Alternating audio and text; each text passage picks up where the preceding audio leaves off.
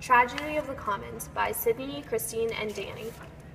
Tragedy of the Commons was a phrase originally used by Garrett Hardin.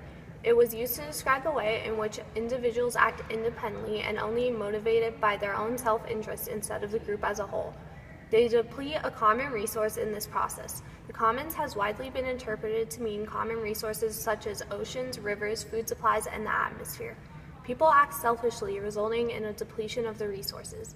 This concept has tied into the difficulty of environmental sustainability and economic growth and profit, since people will act in their own interests with the promise of economic and other gains, even at the expense of the environment.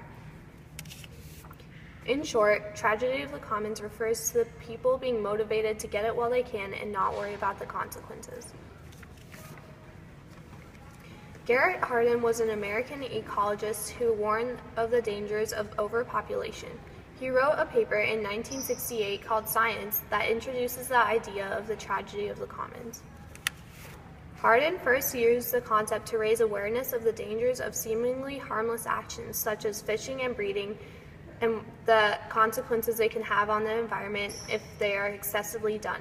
He once said, "Ruin is the destination towards which all men rush, each pursuing his own best interest in a society that believes in the freedom of the commons."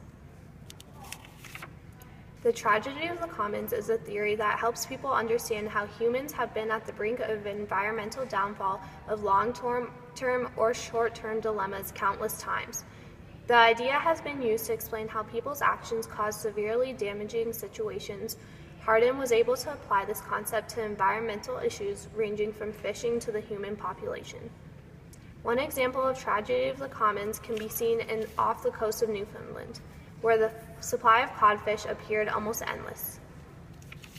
Then came the 1960s and 70s, where new technologies and advancements were introduced in the line of the fishing industry. As a result, fishermen found a drastic increase in ease in their catch sizes.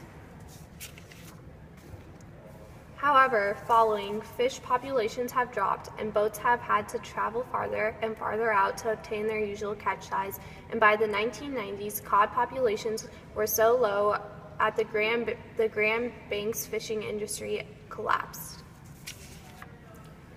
Maintaining the commons can be difficult to do so as resources are limited and have a need to be consumed. Although difficult, it is not impossible.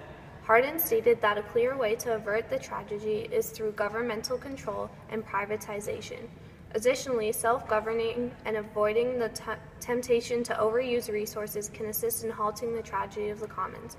The tragedy will not be 100% avoided, but it is possible to lessen the negative impacts of human actions.